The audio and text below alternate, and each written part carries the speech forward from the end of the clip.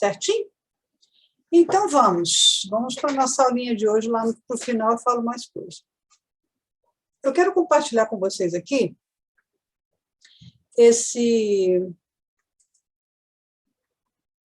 texto que eu e o Silvio escrevemos para o Congresso da Bíblia de 2018. O Congresso de 2018, lá na PUC do Paraná, foi um congresso que ia trabalhar sobre Paulo. Então, a temática era Paulo. E o grupo temático de gênero, de estudo Bíblia e gênero, sempre não, desde 2014 tem sido coordenado por mim no Congresso. E a gente percebe uma diminuição do interesse das pessoas em escreverem estudos sobre gênero. E Paulo é um personagem icônico para essa questão de gênero, porque o Paulo consegue ser mais legalista do que Jesus, né? Assim, ele coloca sobre as pessoas homossexuais, por exemplo, uma restrição.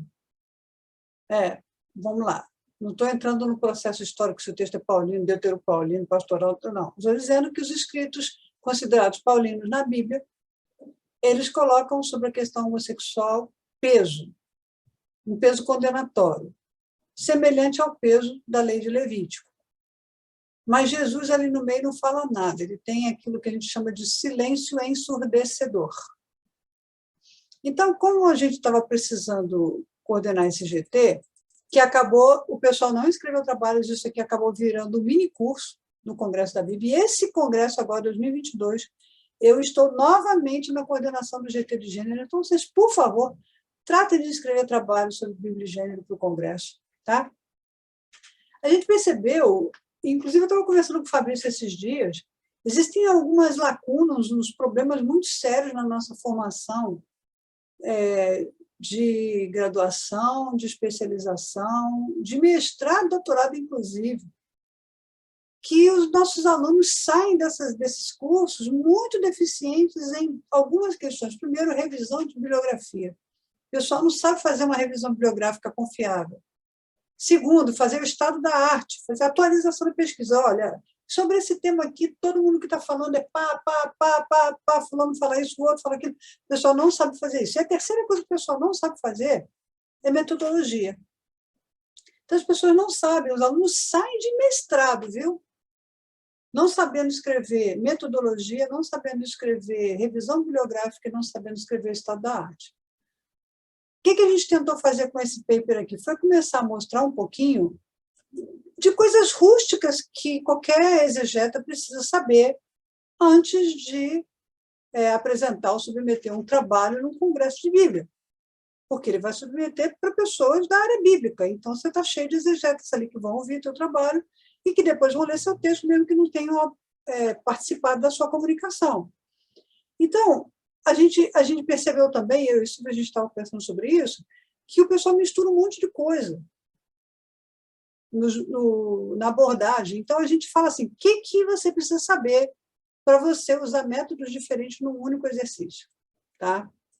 Depois, a gente foi falar, pegou os métodos que existem e classificamos em 3 troncos principais. Primeiro, as abordagens sincrônicas, são as análises tradicionais, essas abordagens que pegam a Bíblia com um fio condutor teológico do princípio ao fim.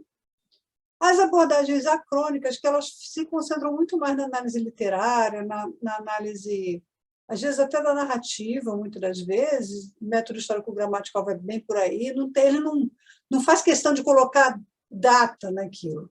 E as abordagens diacrônicas, elas são abordagens que elas têm que fazer um recorte. Então, se eu pego o texto bíblico de cabo a rabo, Gênesis e Apocalipse, eu quero falar de Abacuque. Eu não vou falar de Abacuque no contexto da Bíblia inteira. Eu vou falar de Abacuque numa janela temporal.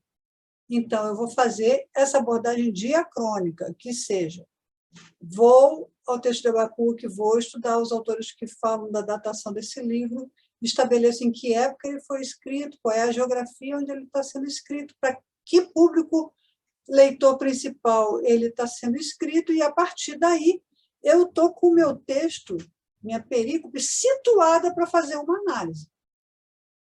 Os outros métodos não se preocupam com essa contextualização temporal e geográfica e cultural. Aí, o Silvio fez esse texto aqui sobre as abordagens sincrônicas e diacrônicas, eu vou fazer um pouquinho mais sobre a diacrônica, né? Então, a gente fala aqui de métodos semânticos, métodos semióticos. Aqui na pós da gente, vocês estudam um pouquinho de cada um desses métodos na disciplina de métodos exegéticos, tá? As análises literárias, as abordagens diacrônicas, a gente vai mostrando aqui como é que acontece, como é que o texto é delimitado, qual é a crítica que se faz, a análise do texto, etc. Tudo isso para que você pudesse entender que você precisa saber minimamente qual é o nome da abordagem que você vai dar quando você submete um trabalho. Então, quando você vai submeter um trabalho, você tem que chegar e saber dizer, olha, esse trabalho aqui, essa comunicação de Bíblia e tal, ela está usando a abordagem, sei lá, sincrônica. Ela usa o viés teológico do contexto desse texto na Bíblia inteira. Ou então você tem que saber dizer, essa abordagem é diacrônica. Por quê? Porque a gente recorta, faz uma janelinha temporal ao longo de toda a Bíblia e escolhe aquele momento de texto, né? Ele tem um momento. Isso é muito da hermenêutica do processo, né? Que é a coisa do evento atuante. Então, é uma fotografia de um determinado momento. A perícope analisada na exegese, ela é a fotografia de um momento. E é isso que a gente precisa saber para compreender algumas coisas. E agora eu vou parar de compartilhar a tela aqui um pouquinho, só porque eu quero falar um pouquinho mais para vocês sobre o tema que é da nossa aula de hoje. Eu queria colocar o tema como exegese ressentida. Por que eu fui futucar esse termo? Porque, como vocês viram ali, os 3 troncos de abordagem, sincrônica, acrônica e diacrônica, eles praticamente derivam de algumas escolas metodológicas na exegese. Então, essa exegese mais histórico-crítica, que vem da Europa, que tem essa tendência de analisar o texto a partir da história, ela tem quase que é um rigor, quase que é uma norma ela fazer abordagem diacrônica. Tá? Essa é uma abordagem crítica, só que, muitas das vezes, crítica em que sentido? Não é que ela está destruindo a Bíblia, é que ela faz perguntas ao texto. A abordagem sincrônica, ela praticamente não pergunta nada para o texto, porque ela já pensa que o texto está com tudo pronto para ela. Então, ela pega simplesmente o texto, interpreta literalmente e acha que está tudo resolvido.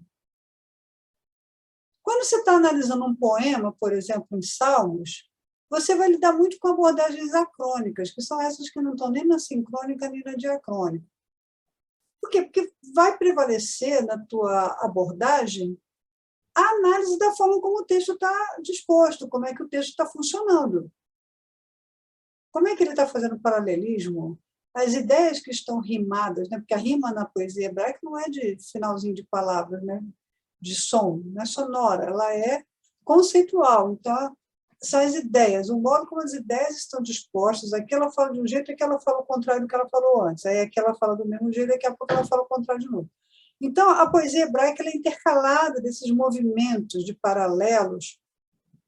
E estudar, por exemplo, dentro dos métodos acrônicos, é você mergulhar na forma do texto, praticamente. Você não está muito preocupado se o texto está falando para um público ouvinte, um público destinatário XYZ.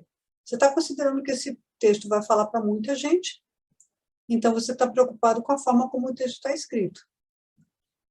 Veja, acabei de falar para vocês aí que nós fomos, pelo menos no ambiente evangélico, não sei quantos aqui estão escutando a gente hoje estão mergulhados no ambiente evangélico, mas a gente padece de um problema de formação teológica, porque nós fomos ensinados todos dentro dessa abordagem sincrônica e fomos ensinados que perguntar ou duvidar do texto é pecado. A coisa veio com força de dogma. Então, isso é muito pesado para a gente. Por quê? Porque se para você aprender a verdade que está sobre o texto, você tem que fazer perguntas ao texto, nós fomos ensinados que nós não podemos fazer perguntas no texto, porque o texto já está dito, ninguém altera um tio, nem uma vírgula, nem nada, a gente se lasca. Primeiro, porque a gente perde a capacidade crítica. Segundo, porque a gente perde todo o ardor investigativo. Se o texto já está aí, já está tudo dito, então não tem mais o que pesquisar, não tem mais o que investigar. E a gente muito facilmente se satura da Bíblia desse jeito. Por que a gente se satura? Porque a Bíblia não vai falar mais nada de novo, já está tudo dito. Mas quando você é instigado a fazer perguntas, eu fiquei muito na dúvida se eu colocava esse texto do meu e do Silvio, ou se eu colocava um texto do Zé Adriano, depois eu posso socializar com vocês também, onde ele fala da suspeita como critério. Quando o Silvio fez a live dele aqui com a gente, nos Círculos, ele falou da suspeita como critério. A suspeita como critério não é você duvidar se o texto está mentindo, o texto está falando, não é isso. A suspeita como critério, ela faz você fazer perguntas ao texto, e principalmente aquelas perguntas do tipo: o que eu não estou enxergando aqui? O que o texto está dizendo que não é tão óbvio? A gente, em mediação de conflito, a gente tem uma técnica da mediação que a gente fala assim: eu vou perguntar para você a sua versão dos fatos, depois eu vou perguntar para o outro vai narrar, e num determinado momento eu tenho que chegar e dizer quais são os pontos cegos, o que esses dois aqui não estão vendo. Então, o trabalho da exegese é muito por aí. Eu tenho que olhar para o texto com essa atitude de perguntar para o texto: o que eu não estou vendo? O que não está tão óbvio? O que está sugerido, mas não está dito? Então, eu vejo, e já vou tocar no assunto do ressentimento, porque até na Bíblia mesmo, ali no grupo dos associados, vocês devem ver isso de vez em quando, que tem alguém lá que chega e pá, solta uma pedrada dizendo que o pessoal crítico destrói a Bíblia, né? Desacredita a Bíblia, não tem fé na Bíblia. Isso é cansativo, é muito cansativo, porque não é essa a verdade. O fato de você ser instigado a descobrir o que a Bíblia está dizendo, e para além do que a Bíblia está dizendo, mas porque está no contexto do texto, então tem muita coisa dita que não está explícita, mas ela está nas entrelinhas, não te torna um descrente na Bíblia. Aí, por que eu estou tocando nesse assunto? Recente, um colega nosso colocou lá uma promoção para uma aula de um determinado teólogo, que é muito famoso, não vou dizer o nome, com quem eu convivi por mais de 10 anos. Estudei junto com ele, trabalhei junto com ele em 3 escolas diferentes, então conheço bem a figura. E eu não assisti a live dele, mas, num dado momento, ele soltou uma frase de efeito, porque ele é bom de fazer essas frases de efeito, e aí a turma ficou babando, salivando, aplaudindo. Uma idiotice do caramba. Porque ele falou, em algum momento lá, que a nossa mente está cheia de lixo e que a gente tem que colocar que nem um limpa-fossa na nossa cabeça, para tirar todo o lixo dali para depois construir alguma coisa. Você não consegue tirar todo o lixo que está na sua cabeça, se é que o que você tem é lixo. E aí eu estava conversando com um aluno nos bastidores, que participou dessa live, e eu perguntei assim, muito discretamente: o que você achou? O que você acha da abordagem? E aí esse aluno me falou. Eu falei assim: olha, a gente tem que tomar cuidado, porque ressentimento não é método exegético. Não pode ser. Às vezes, as pessoas colocam certas frases de efeito e o pessoal fica salivando, né? A galera da teologia tem essas coisas, né? Fica babando, gosta, que não sei o quê. Porque o cara é muito inteligente, o cara é muito bambambam, e, de fato, tem muitos teólogos muito inteligentes, mas não significa que sejam bem resolvidos. A exegese, ela treina a nossa cabeça para a gente se aproximar do texto com humildade. Porque se eu tenho tantas perguntas para fazer ao texto, significa que eu não estou sabendo tudo que esse texto diz. Então, eu tenho que ir ao texto com a atitude de aprendiz. Isso significa o quê? Que a minha tradição me ensinou muita coisa, mas tem muita coisa que a minha tradição não ensinou. Eu tenho mais coisas para aprender. Portanto, o que a minha tradição ensinou, apesar de, pode ser que muitas das vezes não combine com as coisas novas que eu tenho para aprender, não significa que é lixo que eu tenho que botar o limpa-fossa aqui. Até porque minha cabeça não é cheia de coliformes fecais, vou dar um nome elegante para o negócio. Não dá para a gente tratar tudo que entrou na nossa cabeça como fezes, honestamente. E quando o pessoal começa a fazer brincadeira de mau gosto com esse negócio, eu falo assim, olha, eu sou uma exegeta que vem da escola crítica. Eu aprendi exegese com o método histórico crítico e depois tive a bênção de ser aluna do Milton Schantz, que me ensinou o método histórico social. O Milton ele tinha essa preocupação constante de que essa crítica toda que a gente faz na leitura do texto tem que fazer sentido na vida prática da comunidade. Como é que a gente constrói essa ponte? E ele ensinava a gente a fazer essa ponte.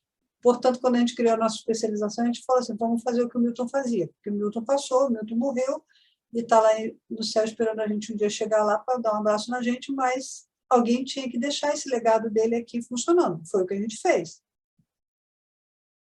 Mas uma coisa que o Milton ele fazia, nossa, de uma maneira muito brilhante, ele não desprezava a fé aprendida.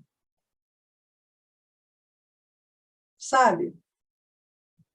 E eu costumo falar sempre, eu leio a Bíblia com crítica, eu estudo a Bíblia com crítica, mas todo dia de manhã eu estou lá na minha salinha fazendo minha devocional com Lexio Divina e com a cruzinha de São Damião na cara. Assim. A pessoa fala assim, você não é evangélica? Como é que você bota a cruz? Eu tenho cruz de São Bento, que eu tenho cruz, eu gosto de cruz. Entendeu? Por que isso? Primeiro que a cruz de São Damião, para quem não conhece a história aí, é a cruz do São Francisco de Assis. São Francisco? Exatamente. Eu gosto muito da história de São Francisco. Ela me ensinou muito sobre a vida contemplativa. Segundo, que se eu não abro um espaço na minha espiritualidade para que a Bíblia me leia e me investigue, então a Bíblia não tem poder de me transformar em nada. Porque muitas das vezes a gente faz uma leitura para os outros, que é complicado. Ainda mais a gente que tem esse ofício de ensinar a Bíblia nas nossas igrejas, na catequese, não sei aonde, a gente geralmente já vai com a postura de ensinar a Bíblia para o outro. E nessa de ensinar a Bíblia para o outro, porque a gente está numa posição de ensino, a gente deixa de ser ensinado pela própria Bíblia. Então, eu não posso abrir mão desse processo de estar em contato com a Bíblia todos os dias, por meia hora, orando a palavra, deixando que a Bíblia me leia e eu responda a ela de maneira totalmente despretensiosa. Eu não chego para Deus para pedir nada. Quem não sabe o que é Lexio Divina aí, é esse processo de chegar para a Bíblia esvaziado, ler a Bíblia e deixar que a Bíblia leia a gente, e a gente depois responde a Bíblia, ao invés de pedir coisas em nossas pautas, né? Faço isso. Mas a Bíblia, ela tem uma ética que ela me ensina a viver com as outras pessoas. E essa ética eu pratico na vida da comunidade. É essa ética que me ensina a viver bem com católicos e protestantes e pentecostais no mesmo grupo. Porque somos todos irmãos. Acreditamos todos na salvação do Cristo e vivemos debaixo da mesma régua, vamos dizer assim, né? Todo mundo nivelado por baixo. Pecador, miserável, Jesus veio, morreu pelos pecados, salvou a gente, redimiu a gente. Ninguém merecia nada. O terceiro ponto é essa leitura acadêmica que eu faço da Bíblia. Então, eu não posso misturar leitura acadêmica com vida devocional. Ou seja, eu não posso esperar que a minha leitura crítica acadêmica vá produzir em mim, às vezes até produz, mas não é uma regra que ela produza em mim uma espiritualidade melhor. Tá bom? Também não posso esperar que a minha leitura devotiva de espiritualidade vá gerar em mim uma leitura acadêmica crítica. E aí que entra a tal da exegese do ressentimento. Porque eu vejo, e nesse caso específico que eu convivi com algumas pessoas com esse perfil, que a pessoa vinha naquela tradição muito confessional, aí, de repente, pá, encontrou o método histórico-crítico e acha que o método histórico-crítico é a salvação para o universo. Aí ela só sabe fazer a abordagem da Bíblia dentro do método histórico-crítico, que é uma droga. Porque o método histórico-crítico não resolve muita coisa, inclusive ele está démodé, né? Assim, ele está ultrapassado desde o século XIX. Ele é uma boa ferramenta, mas ele não é a palavra final em muitas coisas. Aí, a pessoa no século XXI quer pegar o método histórico-crítico e começa a constranger as pessoas que têm uma leitura devotiva, uma leitura devocional da Bíblia, fazer com que a pessoa se sinta com um mal-estar porque ela lê a Bíblia para devocional. Isso não tem cabimento. Isso não tem cabimento, porque a Bíblia é um livro sagrado. É um livro de experiências com Deus, experiências teológicas. Ela deve produzir na gente experiências com Deus. Aí vem o teólogo ou a teóloga azeda, ressentida, e fala: vocês vão ficar acreditando que Moisés escreveu o Pentateuco? Que nada, hein? Não sei o quê. Tá, e daí? Uns acreditam, outros não acreditam. O que importa é o que está escrito, não é quem escreveu, o dedo de quem foi que canetou e carimbou a impressão digital. Então, quando se prende-se muito nesse rudimento, se preocupa demais com a metodologia e pouco com o conteúdo. Ou seja, qual é a mensagem que esse texto faz para a minha vida? Como é que esse texto transforma a mim? Como é que eu leio a Bíblia me interpela? Porque se eu posso chegar para o texto bíblico e fazer muitas perguntas, a Bíblia também tem o direito de fazer muitas perguntas para mim. Quais são as perguntas que a Bíblia faz para mim? Vida com a palavra, é disso que eu estou falando. Eu estou com um amigo que eu estou ensinando o Lexo Divina para ele. Então, todos os dias, essa semana, às 8 horas da manhã, nós estamos lendo os textos bíblicos e eu estou ensinando ele a prática. Aí a gente depois compartilha as nossas orações. Ele virou para mim hoje e falou assim: cara, eu não fazia ideia de que a Lexo Divina, e ele é psicólogo, né, pudesse ir lá na raiz dos meus problemas, das minhas questões que eu tenho que resolver com a minha espiritualidade. Eu nunca conheci um método devocional que me lesse me rasgando de dentro, sabe, de cima a baixo, de fora para dentro. Eu disse, pois é, se acostuma, porque espiritualidade boa é aquela que é profunda, porque se for rasinha, tá ruim. Deixa para lá, você passa sem. Então, tudo isso é para mostrar para vocês que é possível ter uma formação acadêmica bambam, tchan-tchan, ser doutor, doutora em alguma coisa na área bíblica, ser tecnicamente perfeito, ser tecnicamente bem reputado e não conseguir ter vida com a palavra. Por que isso? Porque não deixa a palavra entrar para ler a própria pessoa.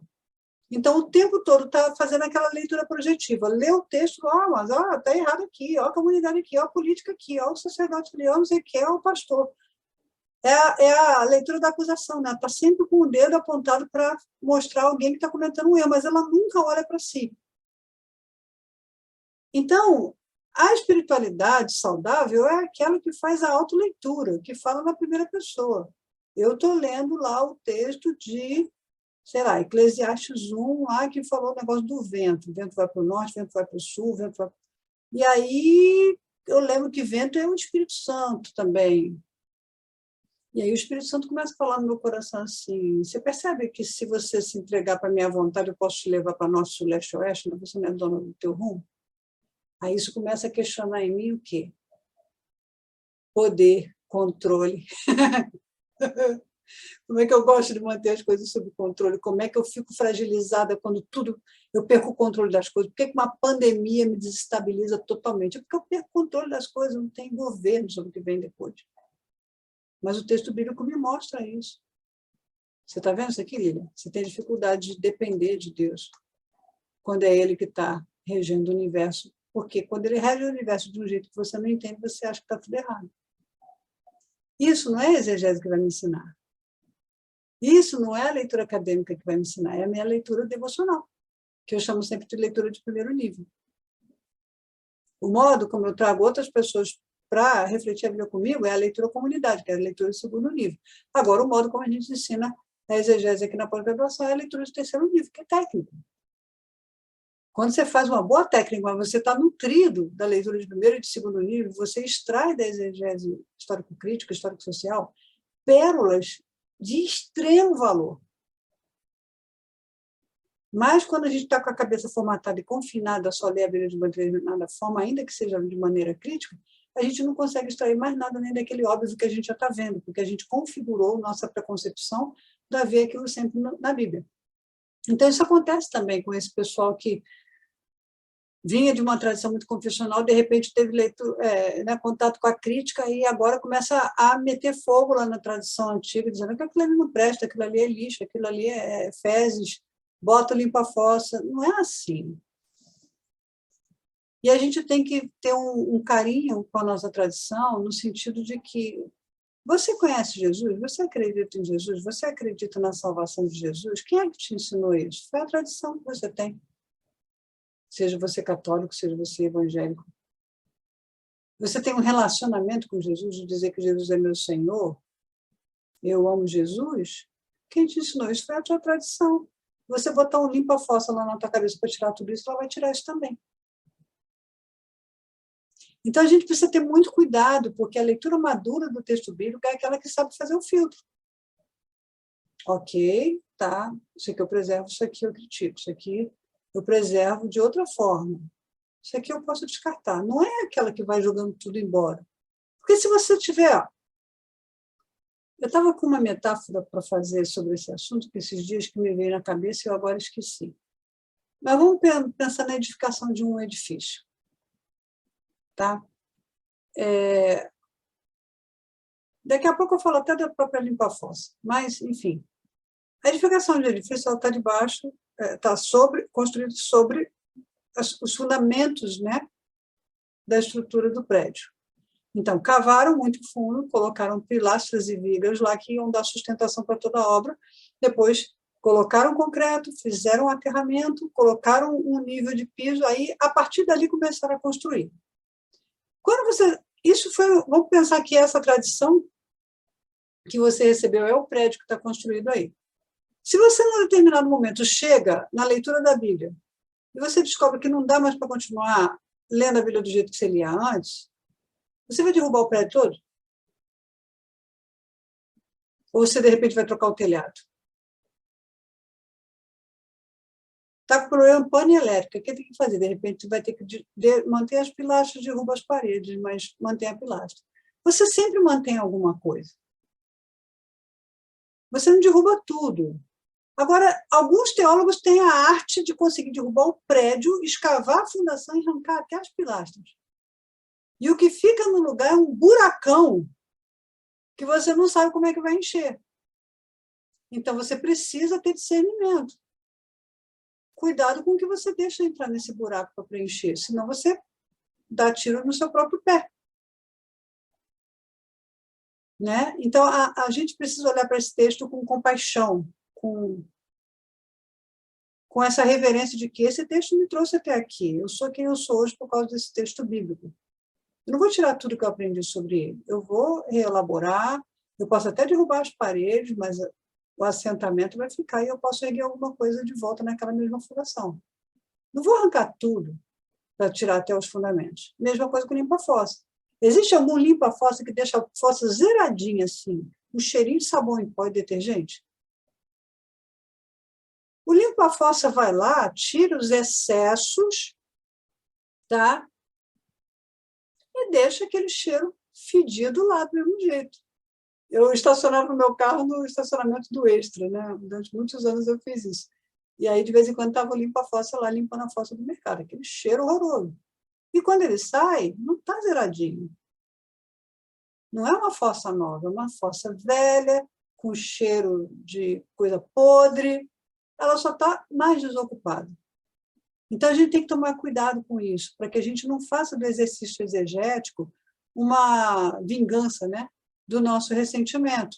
Porque se a gente for ler a Bíblia ressentido com tudo que está em volta, a gente perde a capacidade de usar o método para construir algo novo. Então, esse filtro do estou ressentido com o quê? É uma pergunta que o exegeta tem que fazer para ele o tempo todo. E aí, agora, eu queria falar um pouquinho dessas coisas aqui que eu trouxe para mostrar para vocês, que são esses slides do pessoal aí de Bíblia e Contexto, que é a primeira disciplina da nossa pós. Eu já viu isso aqui, mas eu vou aprofundar um pouquinho mais. Deixa eu ver o que o pessoal está escrevendo aqui. Rodrigo, causa, o que mais? Sempre amigo, depois envia o link, por favor, do Círculo da Bíblia. professor Marcelo foi na nossa confraternização de alunos. O Marcelo é um companheiro de muito tempo, a gente já anda junto há, sei lá, acho que uns 15 anos. Então, veja só, quais são as grandes dificuldades de leitura do texto bíblico que muitas vezes você sai da tua comunidade de fé, vai fazer um curso teológico e aí você nem percebe que você está incorrendo nessas coisas. Então, existem muitas dificuldades. Primeiro, é esse preconceito de achar que a Bíblia é um livro muito difícil, não dá para ser compreendido. Não, ela consegue ser compreendida. Segundo, você foi educado dentro de uma unilateralidade interpretativa, nunca de uma tradição interpretativa que unifica conteúdos e unifica saberes. Ela sempre treinou você para ser excludente. Então, acredite desse jeito e exclua o resto. Outro problema que causa muita dificuldade é a nossa ignorância sobre a complexidade do texto. O texto é muito complexo. Ele não é somente a simplicidade do que está escrito aqui, interpretou ao pé da letra, tá, beleza. Não, tem mais coisa ali. Segundo, principalmente no pessoal que vem nessas tradições apologéticas, né? Acho que o Bailão estava falando sobre isso hoje, mas o texto do Cássio Murilo, que ele compartilhou lá no grupo do Abib, fala sobre isso. A tendência apologética. Aliás, fazer já um parênteses aqui, próxima live nossa vai ser no dia 24 de fevereiro, a gente está com 2 mesmo em fevereiro, porque no fins em janeiro, e vai ser o Cássio Murilo que vai fazer o nosso círculos exegéticos no dia 24, tá? Quinta-feira, 24 de fevereiro, com o Cássio Murilo, próximo círculo. Então, o que vai acontecer aqui? Esse pessoal da linha mais apologética, eles ficam tentando preservar o texto, então eles ficam tentando, não critica o texto aqui não, porque se você fizer isso aqui, você vai criar uma heresia, e sempre essa coisa mostrando claramente que se você não concordar com o texto daquele jeito, você está pecando. Acaba violando o texto na tentativa de proteger. Existem 2 correntes, né, na área de, principalmente de histórias de Israel. Uma é a maximalista, que é essa usada pelas correntes mais fundamentalistas, que interpreta tudo ao pé da letra. E a minimalista é aquela que tem uma tendência positivista, que é exatamente o contrário. Nada pode ser interpretado ao pé da letra. Não é nenhuma coisa nem outra. Na verdade, uma interpretação bíblica madura vai pegar coisa das duas. Tem coisa da Bíblia que não dá para interpretar ao pé da letra. Tem coisa que dá para interpretar ao pé da letra. Como você vai dizer assim, não matarás? Não dá para interpretar isso ao pé da letra. Como que você vai dizer isso? Se você não interpretar isso ao pé da letra, você vai sair matando. Então, tem coisas que a gente tem que saber filtrar. A outra coisa é a polarização hermenêutica que advém disso daí. A gente agora está num momento político do Brasil em que a polarização política polariza a religião polariza as correntes interpretativas e vai uma desgraça só. E tudo isso é a ausência de quê? De um pensamento processual. Porque o pensamento processual é esse que possibilita juntar, sabe, essas diferentes metodologias numa corrente que vai perguntar para o texto aquilo que o mediador de conflito pergunta. O que eu não estou vendo? Qual é o ponto cego? O que está ficando para trás que eu não estou vendo? Então, fazer perguntas ao texto e trabalhar com a suspeita hermenêutica é duvidar, inclusive, de si, de que eu esteja conseguindo ver tudo no texto, quando, na verdade, eu posso não estar conseguindo ver tudo no texto. Então, existem alguns complicadores desse processo. Primeiro, que a Bíblia é um testemunho de fé, a gente não pode perder de perspectiva que a Bíblia não está aqui para ser uma história material, ela não está aqui para ser comprovação científica de nada, ela é testemunho de fé. Foi escrito por pessoas religiosas para falar dos seus testemunhos, das suas experiências religiosas. Então, enquanto literatura, ela é produto de fenômeno religioso, ela não pode se esquecer disso. Então, não podemos esquecer que a Bíblia não é originalmente cristã, mesmo a parte neotestamentária da Bíblia, que é uma parte que os cristãos adotaram a partir, né, do segundo século, etc., ela já tinha elementos da cultura judaica antes. Então, antes de ser cristã, ela foi judaica. Até mesmo o Novo Testamento foi judaico antes de ser cristão. A gente não pode ignorar. Então, não dá para ler a Bíblia, por exemplo, sem respeitar a interpretação que um rabino, que o pessoal da exegese rabínica faz. Porque eles têm umas chaves de leitura que muitas das vezes resolvem muitos dos nossos problemas. Então, fazer as pazes com os rabinos faz bem para a gente.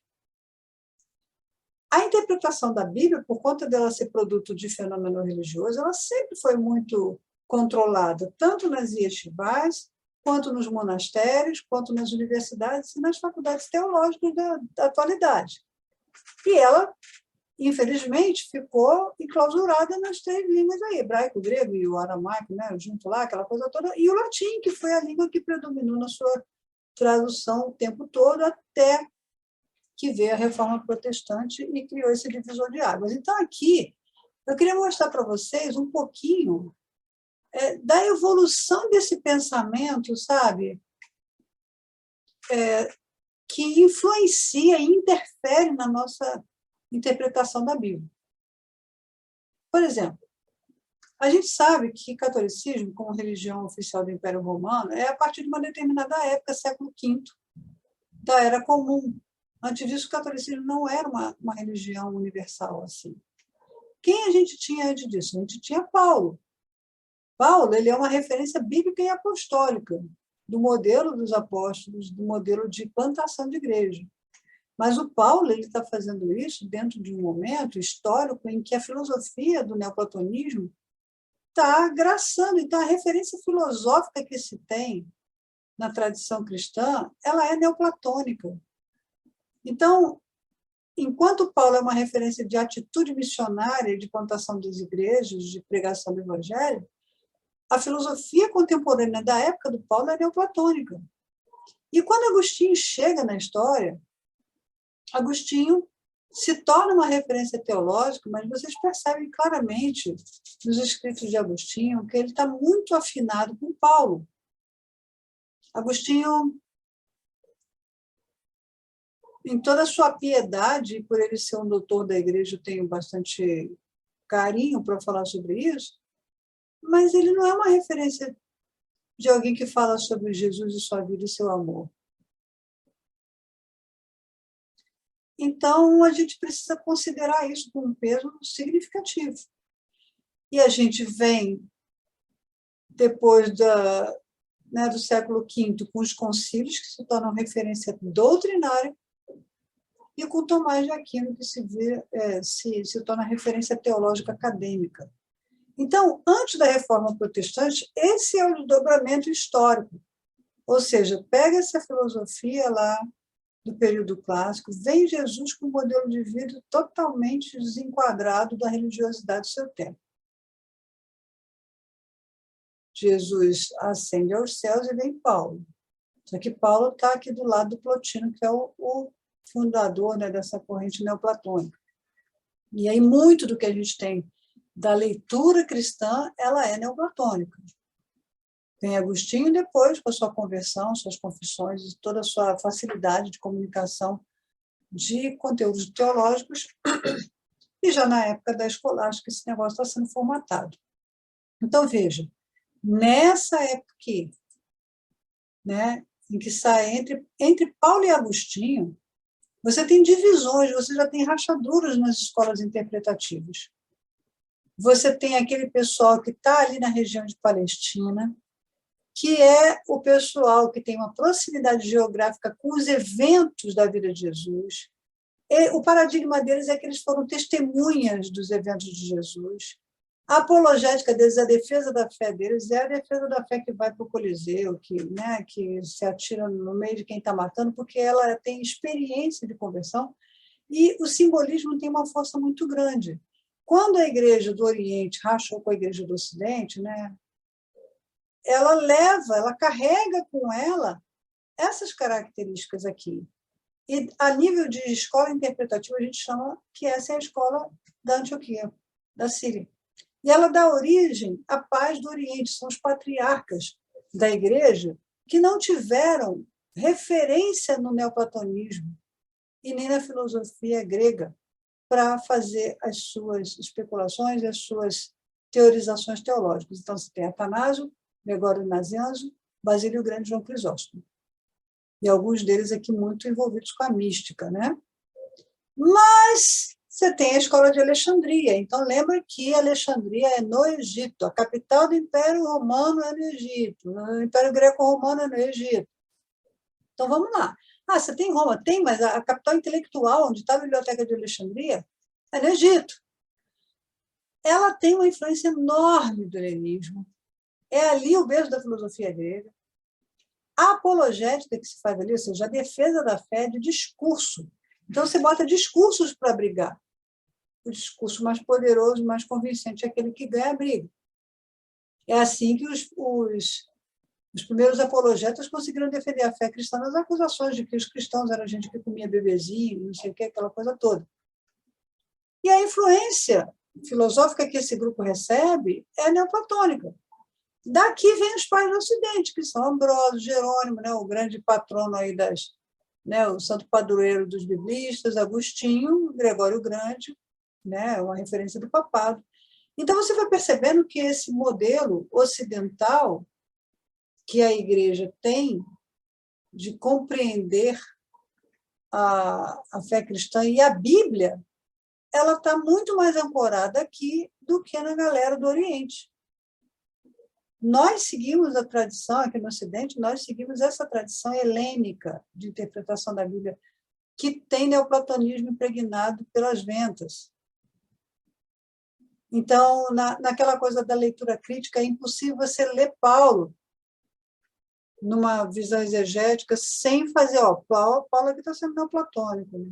E você fala, não, mas o Plotino foi depois, sim, mas o que eu estou falando é de uma corrente filosófica que já está em crescimento na época do Paulo, e considerando também que muitos dos escritos paulinos foram retocados, receberam camadas redacionais posteriores, e estão sendo escritos, inclusive, as pastorais, já está aí discutido há muito tempo, né, que as pastorais não foram escritas nos dias de Paulo, ela foi escrita já no segundo século. A força dogmática que isso vai construído, ela nos ensina a excluir quem pensa diferente. Então, a fusão da mensagem do Evangelho com filosofia tem os riscos. Isso acabou fazendo com que as pessoas tivessem uma pluralidade de pensamento muito grande, que acabou levando a se criarem fórmulas doutrinárias. O credo apostólico, o credo de Nicéia, e etc. A literatura ela passou a ter papel pedagógico. A literatura produzida passou a ser de catequese mesmo. Então, o pessoal que é catequista aqui no grupo sabe bem entendendo o que eu estou falando, né? Você faz catequese com uma coisa que já foi preparada por alguém antes de você. Você não cria uma catequese nova, você tem um roteiro para seguir.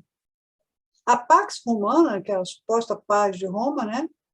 Ela acaba acontecendo em função de parar de perseguir os cristãos, e Constantino, com a sua ideia brilhante de tentar trazer para dentro do império a força de coesão do cristianismo, atrela cristianismo com fé cristã, cristianismo com o Império Romano. Muitas desavenças internas, muitas expulsões de gente que pensa diferente, são chamados de herege, essa gente que pensa diferente recebe o cartão vermelho com rótulo dizendo herege, e prevalece a corrente do credo de Nicéia, do grupo de Nicéia, etc. E aí um monte de gente foi excluída do nosso meio. Então, por que eu estou mostrando isso para vocês? Para falar que o ressentimento na interpretação bíblica, ele parece que é matriz histórica da gente. A gente está ressentido desde que a gente começou a ser cristão ocidental. E a gente não consegue tirar isso da nossa estrutura, né? Então, veja, os concílios que foram excluindo as pessoas, né? Foram praticamente 7 concílios aí, em 325 e 787, e em cada concílio desses aqui discutiu-se algumas coisas, e quem pensava diferente, pum, para fora. E esses foram os grupos excluídos desses concílios famosos aqui. Com a Reforma Protestante, a gente tem uma outra pegada, que a imprensa já foi criada, então você agora tem uma referência tecnológica, as pessoas podem imprimir o texto bíblico e todo mundo pode ler, não fica mais refém de um religioso, um sacerdote, um pastor, um patriarca, sei lá quem está lendo e interpretando.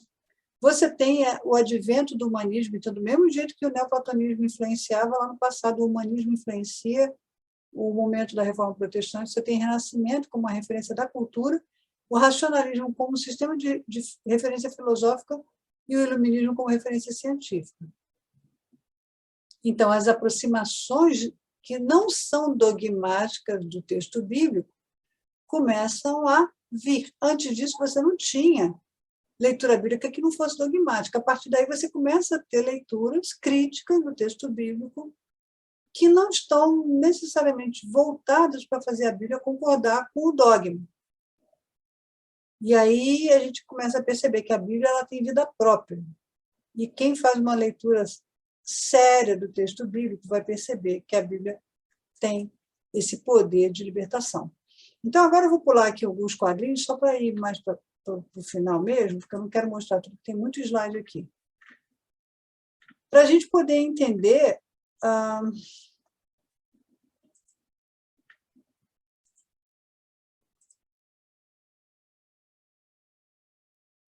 Acho que essa dinâmica aqui.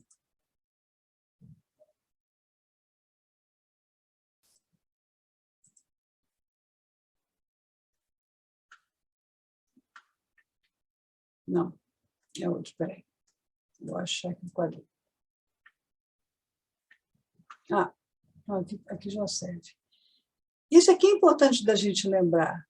A canonização bíblica, ela nada mais é do que a seleção humana dos relatos sobre a intervenção de vida na vida do ser humano.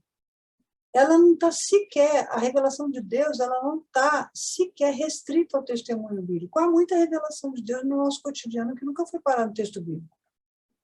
A revelação divina, ela transcende o texto. Então, quando você lê o texto bíblico com o viés crítico, não é que você está duvidando da revelação divina, é que você simplesmente tem a reverência suficiente para você saber que a revelação divina está aqui do lado, ela está além do texto, não é? E que a cultura israelita e cristã, que é esse testemunho que nos chega às mãos, é apenas 2 exemplos. São apenas 2 exemplos de inúmeras culturas que também testemunham da revelação divina. Agora eu vou adiante mais um pouquinho, para fazer essa diferenciação, né, entre hermenêutica e exegese. Vou dar um pouquinho aqui. Muita gente não sabe muito bem a diferença de um para o outro. Então, primeiro, vamos lá, hermenêutica é um processo interpretativo, então é um processo filosófico de dar nomes e conceitos. Hermenêutica não se faz somente com texto sagrado. Você pode fazer hermenêutica em qualquer texto. Ela também não é feita com ou sem acesso a esses textos originais. Você pode fazer hermenêutica com texto traduzido em português. Dá para fazer? Dá, de boa. Ela pode ser, inclusive, meramente intuitiva, alegórica e até fantasiosa. Haja visto certas interpretações bíblicas que a gente vê aí, né, nesse Brasil de Deus, e que a gente fica assim de queixo caído pensando, caramba, o cara conseguiu pegar o texto bíblico e fazer isso, né? Mas que a hermenêutica ela tem essa liberdade expressiva, ela não se confina muito das vezes. Mas ela tem essa tendência de ser pretensiosa. Por quê?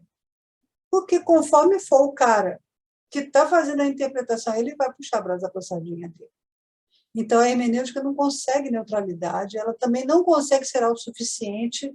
Nenhuma hermenêutica está apta a determinar a palavra final sobre um texto bíblico, porque ela acaba sendo limitada por aquilo que a gente chama na exegese de lugar hermenêutico de sentido. O que é isso? O camarada se posiciona num determinado ângulo, olha para o texto e fala, é assim.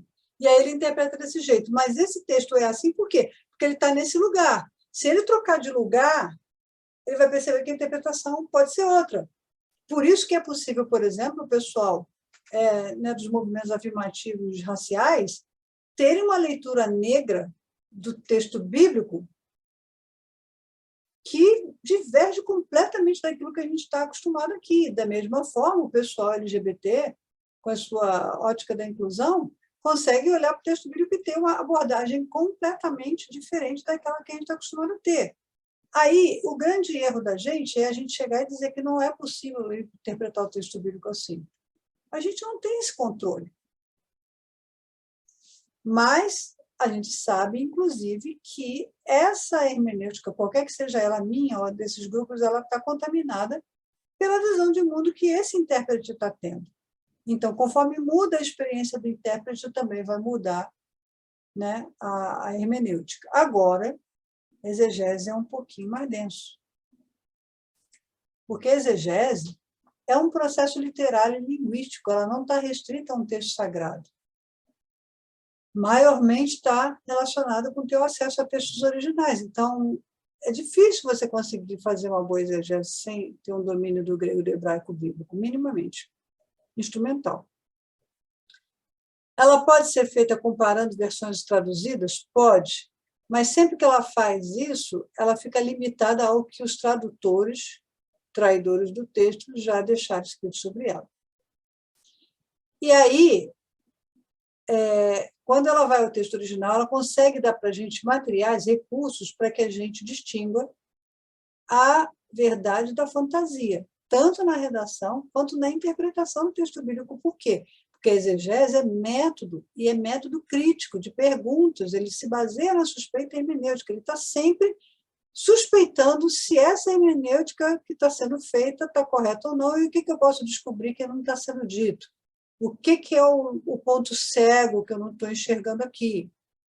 Entendeu? Então, a exegese, e aí a gente vai dizer uma coisa muito séria, ela tem a tendência à neutralidade, mas ela está muito consciente de que ela é limitada para ser neutra. Não dá para fazer exegese neutra. A gente até pensa, não, fazendo exegese eu vou ser neutro, mas isso é nada, você continua carregando seus pré para lá, só que você vai estar mais refreado, você está mais disciplinado, porque o hermeneuta, o intérprete, ele vai e chuta o balde e faz o jeito que ele quer. O exegeta, ele não nega a sua inclinação de interpretar o texto numa determinada direção, e ele sinaliza isso no método. Ele fala, isso aqui é a minha interpretação. Pode ser que outro autor veja de outra forma, porque faz parte do processo da exegese você deixar o texto aberto de sentido. Ou seja, a exegese é que nem a exegese rabínica que a professora Daniela falou aqui muito bem no ano passado, né? A glória dos rabinos é não fechar o sentido, não deixar acabado, porque se você deixa acabado, não tem que ser discutido. Então, a exegese ela vai muito nessa mão também, que é essa tendência rabínica de ler e deixar aberto para que outras pessoas possam vir, ler o texto e interpretar esse texto de maneira diferente. A exegese, por causa da metodologia, ela consegue enxergar muitas óticas diferentes sobre o texto, ela consegue identificar as visões de mundos que estão inerentes no contexto bíblico e ela acaba proporcionando essa relevância interpretativa para cada época da história. Então, só para a gente encerrar um pouquinho essa nossa fala, e aí passar para as perguntas de vocês, qual é o problema da exegese ressentida? O que a exegese ressentida ela não faz?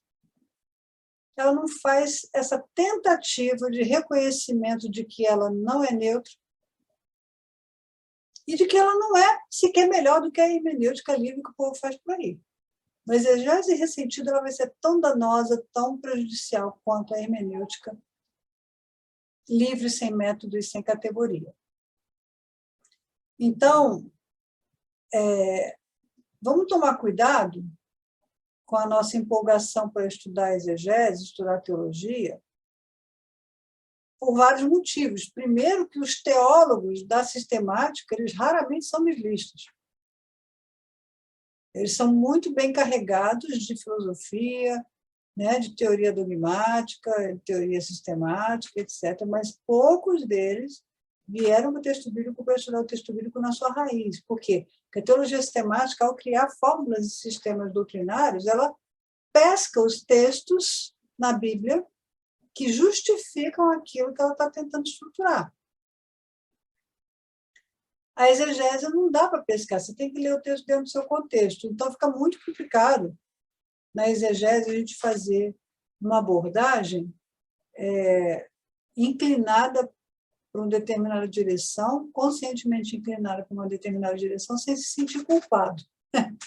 Porque se o exegeta for sério, ele percebe quando ele próprio está fazendo isso, e ele percebe outros fazendo isso, então ele tem uma atitude de refreamento. Peraí, essa minha palavra aqui é o que eu estou pensando a partir daqui, mas pode ser que tenha outro cara falando outra coisa, eu tenho que ler ele também, para ver se eu chego numa conclusão. Então, isso ensina a gente a criar critérios para a seleção de bibliografia, de fontes.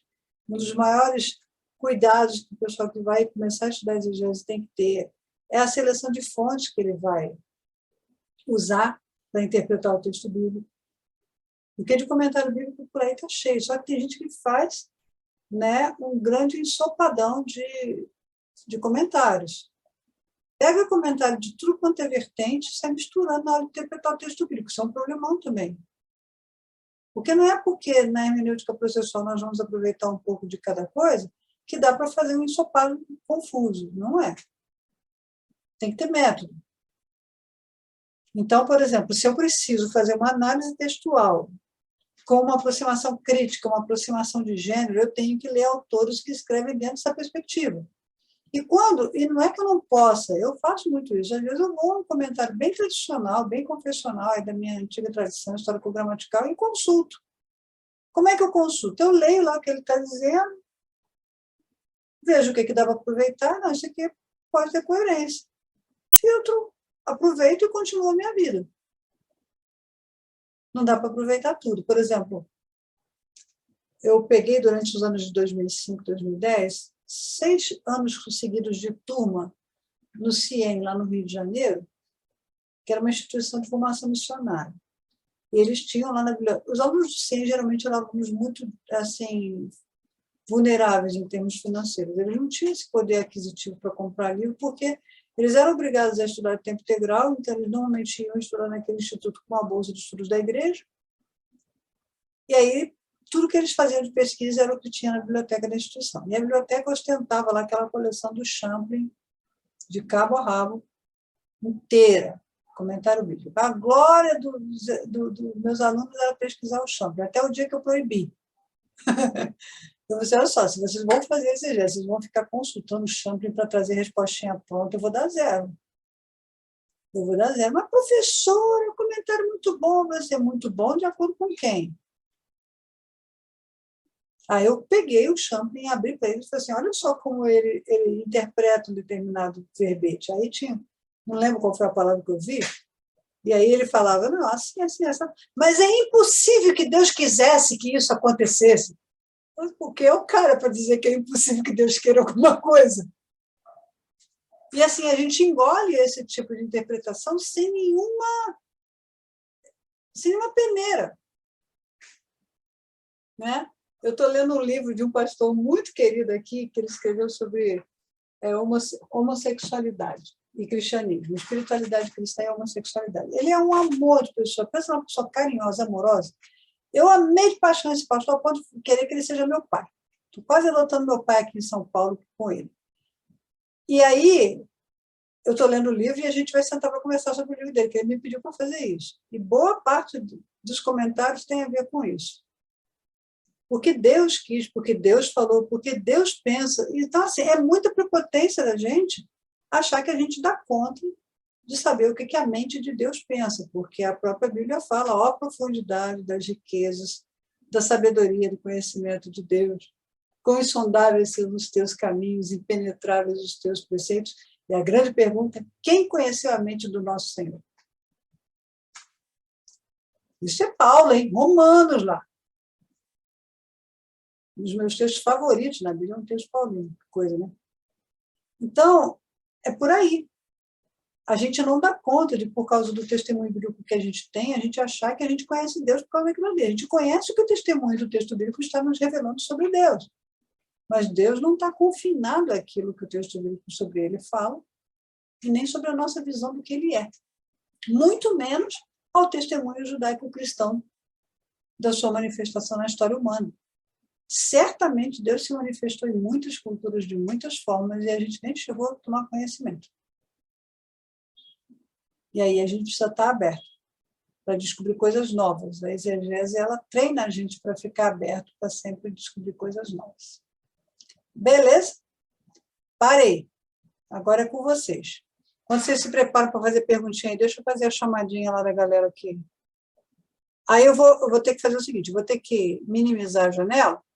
Então, vocês façam o favor de responder bonitinhos, presente, para eu escutar. Destampa o microfone na hora que eu chamar, para eu poder... O troço fechou de novo? Não, está aqui. Então, vamos lá. Adriane está aí, né? Fala presente. Presente. Isso, obrigada. Faz que nem ela, hein, pessoal? Alfredo está aí? Ele esteve antes da nossa queda. Alfredo está aí? Se tiver, destampa o microfone para falar. Carlos Alberto Nascimento? Presente. Está aí. Carlos Domingues? Presente. Cadê o Kleber Diniz? Não está. Eliseu? Presente. Opa, Eliseu. Joia. O Felipe Queiroz? Francisco das Chagas? Heloísa Lázaro? Presente. Aí, Elo. O José Carlos Costa Júnior? José Miguel? O Senhor é meu pastor, nada me faltará. Está aí. A Lúcia Helena está aí? Luiz Ângelo? Marcos Aurélio? Marcos de Almeida? Nádia Lúcia? Rafael? Ô, povo, se vocês estiverem aí, vocês estão respondendo para o mudo, aí não estou escutando. Rodrigo Lagoas? Alfredo presente. Alfredo, está aqui. Alfredo, deixa eu marcar, tá vendo? Não estava Pedro marcado. Éder presente. Quem? Éder. Francisco Éder, né? Isso. Ah, tá, mas você não tinha pedido declaração, né? Você vai querer declaração de presença? Não, precisa não, professor. Tá, então tá bom. Esse aqui é só o pessoal que pediu a declaração que eu chamo, o resto não preciso chamar, não. A Nádia, o Rafael, o Rodrigo Lagoas, Rodrigo Márcio. Estou aqui. Rodrigo Márcio está aí. É que eu não vejo, eu estou aqui com a ficha na chamada na cara. Ah, tem. Sara Samara, Seni Félix, Wagner Feitosa, William Guilherme. Ok, então, só vou emitir declaração daqueles que pediram para Adriane, Alfredo, Carlos Nascimento, Carlos Domingues, Eliseu, Heloísa, José Miguel e Rodrigo Márcio. Se alguém também tinha pedido declaração e eu não chamei, está aí, por favor, destampe esse microfone e fale, Eu, professora. Eu quem? O Francisco Filho. Francisco, você não é o Francisco das Chagas? Sim. Tá, então vou assinalar aqui, porque na hora que eu te chamei ficou mudo. Só um instantinho, Francisco das Chagas, está aqui. Mais alguém? Não? Está todo mundo aqui? Beleza. Então, agora vamos conversar um pouquinho sobre tudo isso. Quem quer fazer pergunta? Quem quer fazer colocações? Essa é a hora. Olívia, eu vou fazer uma colocação breve aqui, porque você bem assim sucinto, nessa rapidez que a gente está vivendo, eu sou da parte da teologia da libertação que começou lá nos anos 80 com as diretas já, né? E aqui o meu guru espiritual foi Dom Valdir Calheiro, um dos grandes bispos, né, da América Latina. De lá para cá, o que a gente vê hoje é simplesmente, vou resumir para você o que eu acho que aconteceu com a questão bíblica dentro do meio católico no estado do Rio de Janeiro. Jogaram a Bíblia no lixo e a graça de Deus também. Hoje, é isso. Acabou o que tem de fundamentalista bíblico hoje, teólogo metido a besta, que não entende nada de teologia, sentar e chorar na pedra. Isso não é crítica, isso não é fofoca, isso é fato. Né? Isso é fato. Então, a gente, quando vai juntar com alguns grupos, fazer algumas formulações, seja bíblica ou teológica, a gente se vê com esse fundamentalismo aí, que tem todas as vertentes. Né? Agora, para quem não sabe, a renovação carismática agora assumiu definitivamente seu papel como católicos neopentecostais. Agora, essa nova nomenclatura da renovação católica agora, renovação carismática católica, católicos neopentecostais agora. Então, só para a gente ver como é que é o panorama, né, dessa simbiose que você colocou para nós, esse cenário aí, para a gente ver como é que as pessoas estão pensando hoje. E o pior, essa vertente está crescendo, está inflando igual o fermento de Herodes, né? Só isso que eu queria colocar. É interessante porque esse movimento também está acontecendo dentro do meio evangélico, mas assim, uma coisa que eu percebo, e vocês devem, se vocês estão atentos, aí vocês devem estar percebendo também, é que é o crescimento de uma leitura superficial da Bíblia, totalmente sem profundidade, totalmente sem espiritualidade. Ela é uma leitura de conveniência. Então, nas leituras com esse tipo de adequação fundamentalista, é uma leitura para justificar sua forma de pensar. Então, a Bíblia não tem o direito de ler o indivíduo. Né? O indivíduo é que determina o que a Bíblia vai dizer, porque ele traz para dentro do processo interpretativo tudo que ele pensa a respeito, então ele manipula o texto bíblico para gerar a conveniência da sua forma de pensar.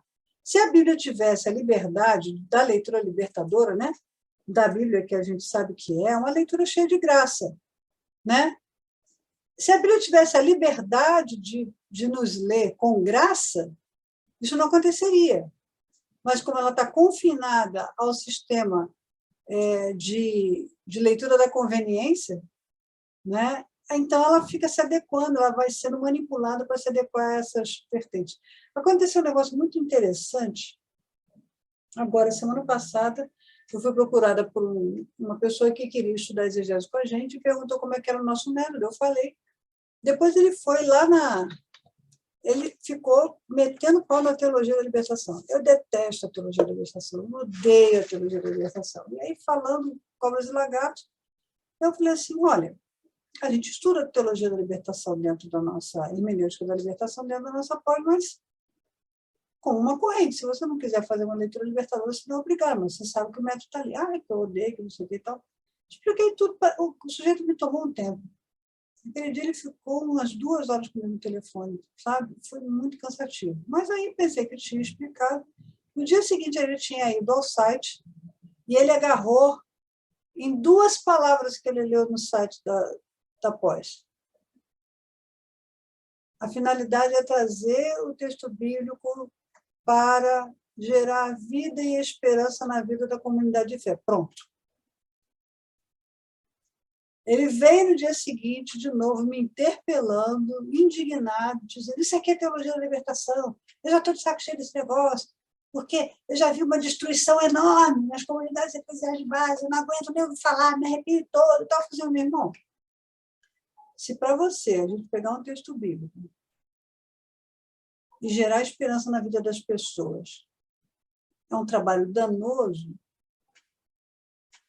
e você não vai acreditar no que eu estou falando para você, que a Bíblia, enquanto testemunho de fé, ela precisa ser lida para gerar fé e esperança, então a gente não vai conseguir dialogar. Eu recomendo que você não venha estudar com a gente, não. Você não vai se adaptar no nosso curso. E mandei o cara embora. Ele ficou indignado, mas não dá, não tem como. Senão a Bíblia perde a sua finalidade. Então, não dá para a gente pegar o texto bíblico, por exemplo, uma das coisas que eu vejo nessa hermenêutica ressentida é a galera que o sacerdote, quando escreveu o texto bíblico do Levítico, do não sei o quê, o sacerdote, aí por que ele está ressentido com os sacerdotes? Ele bota todos os sacerdotes no paredão e começa a fuzilar os sacerdotes todos por causa da redação pós-exílica de muitos textos, inclusive da Torá. Eu lembro que a Tânia Mara, ela me perguntou isso na minha banca do mestrado da Metodista, na frente do Milton, do Arquibaldi. Ela perguntou assim, por que você não coloca o sacerdote nesse lugar de manipulador da religião e etc? Eu falei assim, porque a minha abordagem de hermenêutica da libertação é muito recente. A tradição batista é uma tradição que estava colocando os militares no púlpito na época da ditadura, ela não caminhou no movimento de resistência. Quando eu me aproximo da hermenêutica da libertação, essa ditadura já passou. Eu não sei o que é a convivência da hermenêutica da libertação lá no momento em que a teologia da libertação começou, que tinha uma preocupação libertária política muito forte, eu não sei o que é isso. Eu me aproximo dessa hermenêutica num momento já diferente. E o que acontece? Eu nem sei se todos os sacerdotes são tão culpados quanto O processo libertário também dizia, porque convenhamos, gente, todos nós aqui, nós conhecemos pastores e padres que são gente muito boa. Eu acho que cada um de nós aqui conhece pelo menos um. Você pode dizer para o cara, olha para o cara e fala, pô, esse cara é cristão. Você mesmo, né, Bíblia? Você falou assim, eu fui, né, introduzida na teologia da libertação por um mentor. Você teve um mentor espiritual nessa história. E era uma pessoa em posição... Oi? Bombom de Calheiros. Exatamente, e era uma pessoa em posição sacerdotal. Então, veja que coisa interessante. Não dá, a hermenêutica ressentida, ela vai botar todo mundo que é sacerdote no paredão e vai tragar. Né?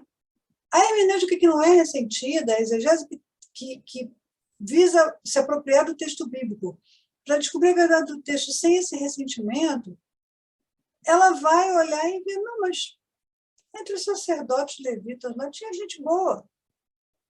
E a resposta que eu dei para a Tânia Amaro foi essa. Eu falei assim, Tânia, eu não conheço, na história vocacional, qualquer pastor ou qualquer padre que tenha largado tudo na vida para se dedicar, ainda mais no caso católico, que é abandonar a mesma vida que tem, a vida secular. No caso evangélico, ainda dá para fazer uma garibada e tocando 2 empregos ao mesmo tempo. No caso católico, não. A pessoa faz voto de pobreza, faz voto de castidade, de obediência, vai para o mosteiro e vai dedicar a vida para aquilo. A renúncia é muito maior. Eu não conheço uma pessoa que fez esse tipo de renúncia com interesse de fazer controle religioso sobre a cabeça das pessoas. Eu não estou dizendo que isso não aconteça. Eu sei que depois que está lá, e por muitas coisas que acontecem, etc., a mente deforma, como também no meio evangélico deforma. Muitos pastores que estão no poder, depois que está se sentindo seguro na frente de uma igreja, ele vai fazer barbaridades aí. Não é à toa que a gente vê certas personagens, né, conhecidas no meio televisivo fazendo o que fazem. Mas o problema está no cargo, pastor? O problema está no cargo, padre? Ou está no caráter da pessoa, que não foi lida pelo texto bíblico, então não foi transformada? E aí, ao estar em posição de poder, esse caráter apodrecido se revela. Né? E a gente tem esse velho ditado que diz, né? Você quer conhecer o caráter de alguém, dá poder para a pessoa que no instantinho se revela. E é verdade. Isso é muito verdade. Né? Então, a gente tem que tomar esse cuidado, né, com as generalizações, etc. É muito lamentável, Valdeci, que esteja acontecendo isso no meio católico, com esse fundamentalismo, são leituras superficiais, sem profundidade, sem espiritualidade de base, e não são carregadas de misericórdia, de compaixão, de nada de amor ao próximo, são distorções da fé cristã, a gente sabe muito bem disso. Né? O Alfredo tinha feito uma pergunta aqui no chat, ele falou assim, vou dar a fonte aqui, eu vi por alto, cadê? Como definir uma fonte, se é confiável ou não? Vamos lá, estamos falando de fontes bibliográficas para pesquisa. Né? Um padrão muito legal é a gente ver a quantidade de referências bibliográficas que o autor usou. Começa por aí. Quando um cara escreve muito sem referenciar outros autores, ele está se sentindo meio dono da verdade. E ao sentir meio dono da verdade, ele não está muito aberto para o que os outros dizem. Agora, quando você percebe que esse autor coloca vários autores em diálogo, ele pode até manipular esse diálogo no sentido de não, eu quero construir essa informação aqui, então estou colocando os caras para dizer esse aqui um contra o outro, para dizer que é assim que chega lá. Se existe, existe. Mas até para fazer isso, ele teve que fazer uma pesquisa violenta.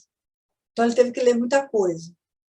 Então, aí ele pode até não ser uma referência final da tua hermenêutica, mas pelo menos ele pesquisou. Então, eu sempre recomendo aos alunos aqui da gente, quer fazer uma boa pesquisa, vai ler as fontes. Qual fonte? Se você quer uma exegese histórico-social bem feita, pode vasculhar revistas de estudos bíblicos, revistas Ribla, e os autores que escrevem nessas 2 revistas, que tem, muitos deles têm livros publicados, são uma boa vertente de uma exegese, de uma hermenêutica, que ela é crítica, mas ela tem esse compromisso de gerar fé na comunidade, na vida da comunidade. Eu falo isso para vocês porque eu sou autora nas 2 revistas dele de 2004 e eu conheço a filosofia da publicação. Eu, como autora, tenho que me reunir com os editores e escutar constantemente eles falando, olha, não podemos perder de vista as comunidades que são atendidas, que Ribla é uma revista para dar suporte para quem trabalha com educação bíblica, que Estudos Bíblicos é uma revista focada na prática pastoral, pode fazer um estudo exegético na revista, mas tem que puxar para a prática pastoral. A gente, como parecerista, eu, por exemplo, eu sou parecerista das duas. Não, da Ribla não, sou da Mandraga. Eu sou articulista e tradutora na Ribla e sou articulista e parecerista na Estudos Bíblicos. E recente teve um artigo que eu tive que dar um parecer, eu puxei a atenção, falei assim, tem que lembrar que o propósito da revista Estudos Bíblicos não é somente uma dissecação exegética. O autor precisa criar pelo menos um parágrafo lá no final, onde ele vai trazer isso para a praxis pastoral, porque é a filosofia da revista. Então, a gente que é parecerista tem esse tipo de papel, de puxar a rédea e falar assim, tudo bem, legal, show, mas vamos chegar aqui, como é que você transforma isso aqui para a vida da comunidade de fé? Então, Alfredo, eu acho que se responde a tua pergunta, passa por aí, sabe? É você dar uma olhada nas fontes que o teu autor, que você está lendo, está usando. E ver se essas fontes são referências de estudo, se eles se baseiam em caras que são conhecidos aí. A Bíblia é um lugar muito bom para isso, porque a Bíblia, desde 2004, ela catalisa, né? Ela congrega os maiores nomes da formação bíblica no Brasil. Então, tem isso. Tem que olhar. Então, por exemplo, se você vê um artigo da Ribla, aí você vê lá, o Luiz Alexandre escreveu um artigo. Você sabe que o nome dele é Luiz Alexandre Solano Rossi. Aí você vai procurar em vários artigos da revista Estudos Bíblicos, está ele lá. Mas o Luiz Alexandre tem vários livros, então ele é uma referência. Júlio Zabatieri, uma referência. Então você tem que ver a quantidade de citações. Tem até um esquema no Google, vou ver se dá para eu mostrar aqui para você. Deixa eu abrir primeiro, que aí a gente... Vou abrir aqui mesmo. A gente mostra como é que funciona na prática. Quando você vem para o Google Acadêmico,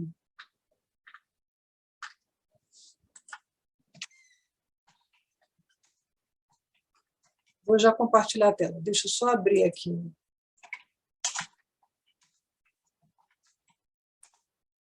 Isso aqui é um macete de metodologia da pesquisa que vocês merecem saber que existe. Não sei quais os professores de epistemologia vocês já tiveram, mas vale a pena. Então, vou compartilhar a tela aqui agora. Ó. Vamos supor, eu estou no Google Acadêmico, aí eu quero ver quem é que escreveu sobre pictografia, arqueologia. Aí eu vou pegar Silas Klein, que é um nome que a gente conhece, que já deu aula para a gente aqui. Silas Klein Cardoso, que é uma referência na pesquisa. Ó, aí você vai encontrar um monte de artigos do Silas Klein aqui. Só que o que você tem que olhar? Olha aqui, ó. Citado por 7 pessoas, citado por 1, citado por 4, citado por 3. Citado por 1, citado por 2, citado por 1. Então, o Silas ele é citado por vários autores. Agora, eu sei, por causa do lugar onde o Silas está estudando, e ele também falou isso aqui na nossa aula, que ele é orientando da Sylvia Schroer. Sylvia Schroer é a teóloga feminista da área de antropologia bíblica que escreveu aquele livro, O Simbolismo do Corpo na Bíblia. Acho que é assim que se escreve o nome dela. Olha só, quando eu vejo a orientadora do Silas, olha, um livro aqui, em alemão, citado por 206 pessoas, citado por 192 pessoas. Ó, tem uma diferença enorme na quantidade de pessoas que citam o Silas, embora o Silas seja uma referência para a gente, e da quantidade de pessoas que cita a Sílvia. 70 e tal, 54, 60, 49, blá, blá, blá.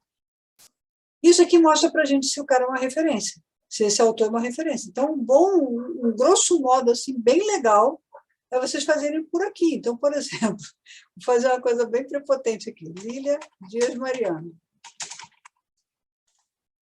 Pouca gente sabe que os meus artigos que estão publicados na Academia.edu, eles fazem parte dos 2% mais lidos, né, do portal. Ó, 250 resultados. Então, vamos lá. Na vértices, ó, citado por 5, citado por 3, eu estou na faixa do Silas, né?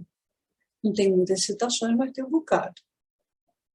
Ó, meus artigos na área de Alfred North Whitehead, que é a minha pesquisa mais recente, ó, ainda não está muito citado. Agora, quando eu venho cá para a academia.edu, porque eu tenho artigos ali que são mais frequentados,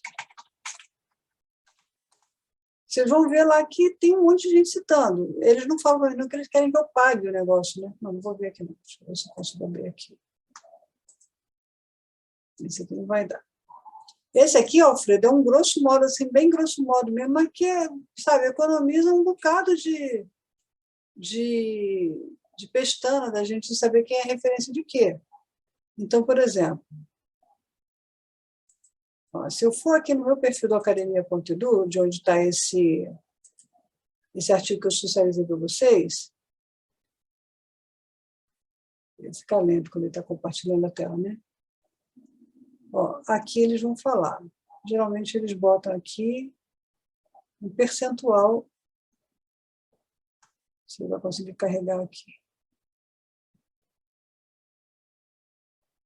Ó, 14.987 leitores. É coisa pra caramba, não significa que todo mundo vai me citar, mas significa que as pessoas leiam o que eu escrevo. Então, isso daqui é um tipo de referência cruzada que faz a gente economizar bastante tempo tentando ver referências. E se a gente for lá de novo naquele, no Google Acadêmico que a gente estava,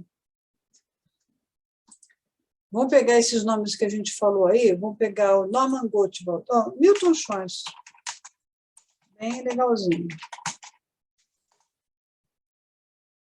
Olha lá, citado por 13, por 3, por 2, por 10. Está pouco citado, 12. O pessoal está parando de ler o Milton, tadinho. Milton tem mais de 200 livros e artigos escritos, então é muita coisa.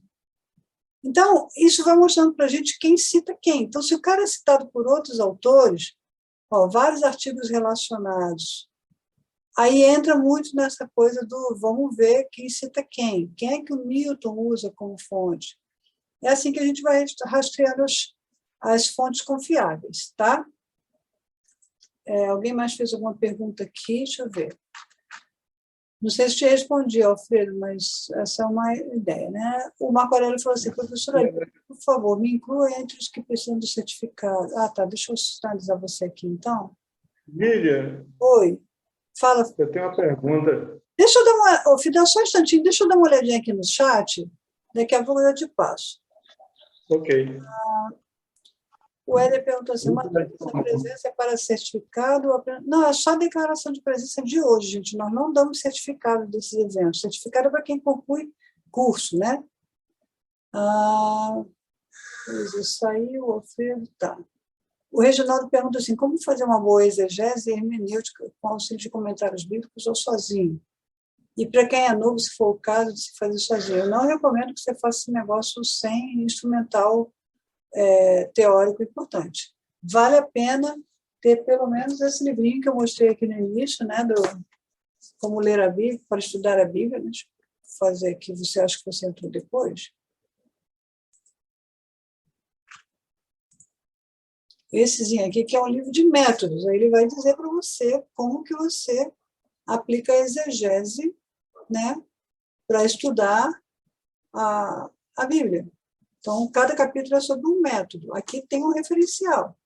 Alguns autores explicaram em que cada método se baseia. Eu não apenas expliquei como o método histórico-social funciona, como também fiz uma exegese histórico-social, assim, ali, na lata, para que a pessoa veja na prática como se dá.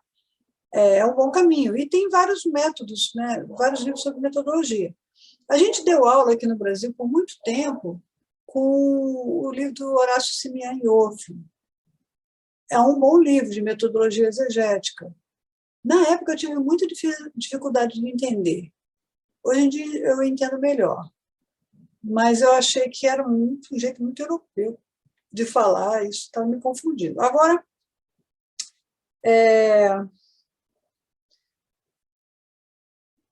o Cássio Murilo é uma referência.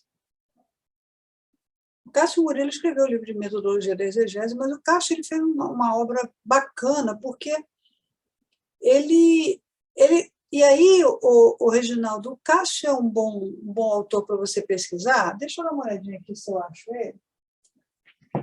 Ele fez, inclusive, está fazendo uma edição nova desse livro.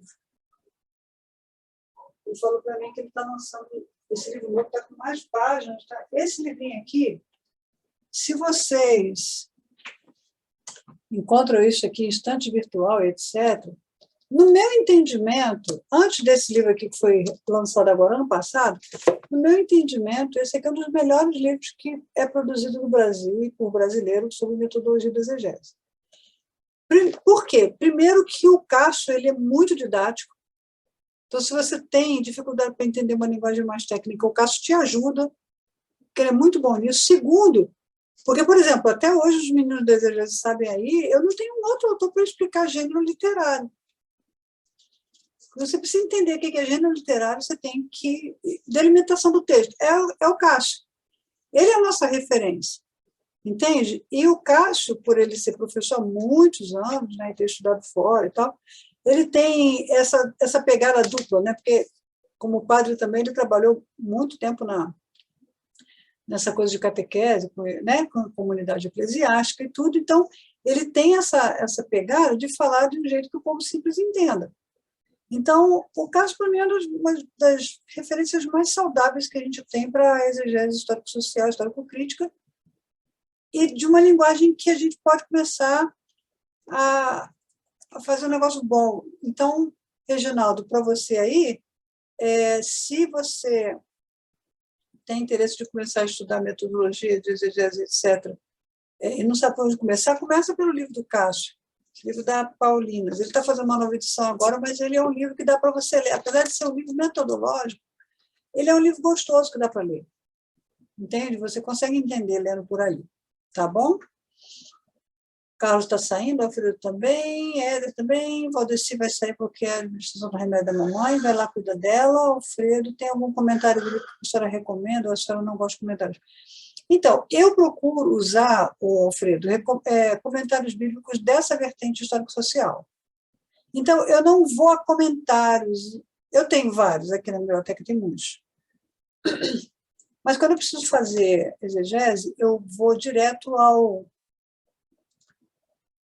aos estudos exegéticos produzidos sobre aquelas perícopes. Então, por exemplo, preciso escrever sobre Eliseu. Eu vou varrer a Rívula, vou varrer a Estudos Bíblicos e ver quem escreveu sobre Eliseu e vou lá consultar as opiniões desse pessoal. Então, na hora que eu tenho que fazer a parte interpretativa da minha exegese, que é a mensagem do texto, a parte final, eu vou recorrer a quem já escreveu por ali.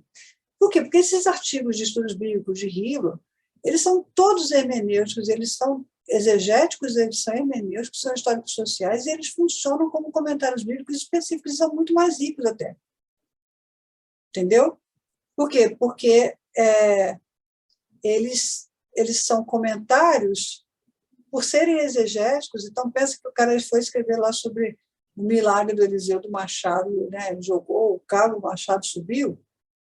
A pessoa que escreveu sobre isso, ela foi ler um monte de coisa para escrever somente sobre esse trechinho.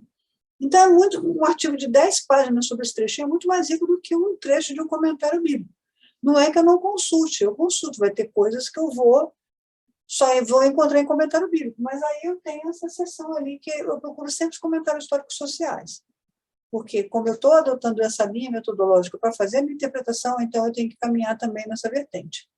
Fidel, você que tinha levantado a mão para fazer pergunta, faz aí agora o teu momento. Minha pergunta é porque você falou no início, você comentou, na verdade, sobre a questão da simplicidade ou talvez até da superficialidade da leitura que está sendo feita hoje dentro do contexto de todas as igrejas, quase, né? Isso daí parece que virou uma febre. É tão pandêmico quanto a Covid. Mais ou menos o negócio está equilibrado, né? Mas aí a minha pergunta seria o seguinte: essa superficialidade, ela também não é decorrente de eu diria, de um afastamento, ou um distanciamento que a academia, porque a gente tem ainda eu diria quase que aquela ruptura entre o conhecimento acadêmico e o conhecimento que está preso na academia e que não chega à igreja. Isso também não é decorrente desse afastamento que foi, ao longo do tempo, sendo quase que alimentado. Aí, de um lado, a igreja também passa a ter uma... Não é que ela não tem uma teologia, mas ela passa a ter uma visão de mundo própria. Enquanto que a academia está preocupada mais em aprofundar uma discussão mais hermenêutica, exegética do texto, a igreja está numa pegada mais prática. Isso também não foi gerado pelo esse distanciamento e quase como uma... Porque eu vejo também em alguns casos, esticando aqui a pergunta, é que em alguns casos a gente ouve e observa também quase que uma raiva, né, da academia em relação à igreja, de muita gente, não da academia, mas de algumas pessoas em relação àquilo que se faz na igreja. Né? Não, a igreja faz tudo errado, a igreja não tem discernimento e por aí vai.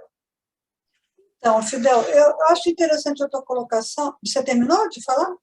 Sim, tá. Até para não alongar muito, eu sei que o horário... Eu acho a tua colocação bem interessante, sim, mas eu acho que é um pouco mais complexo do que isso.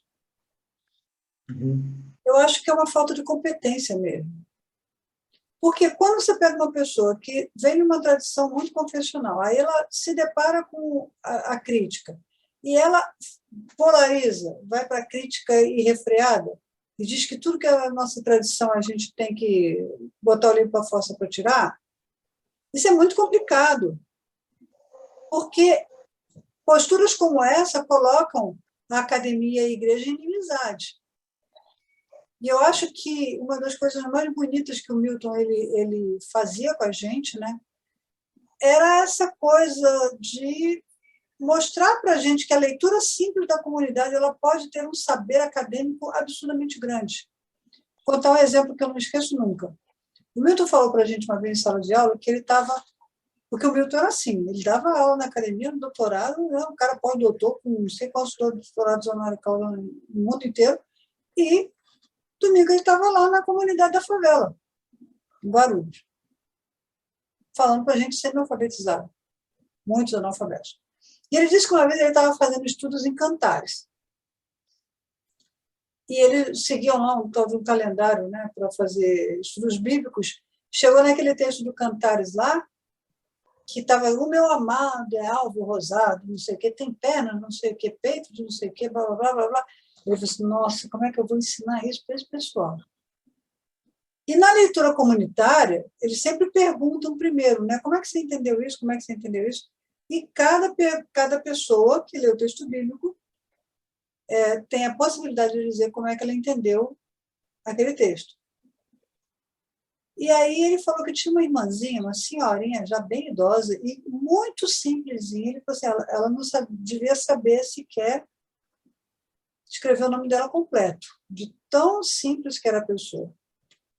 E ela falou assim, pastor, esse homem dessa mulher aí, esse amado dela é muito feio. Olha só, ele tem umas pernas de pedra, uns peitos, não sei, parece uma estátua. Olha a impressão da irmãzinha simplesinha lá, que não tinha nem leitura acadêmica nem nada.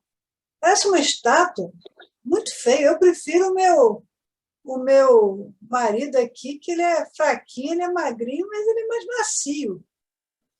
O Milton falou assim, na hora que ela disse isso, foi que eu me dei conta que quando o livro de Cantares está descrevendo um homem, ele descreve um soldado.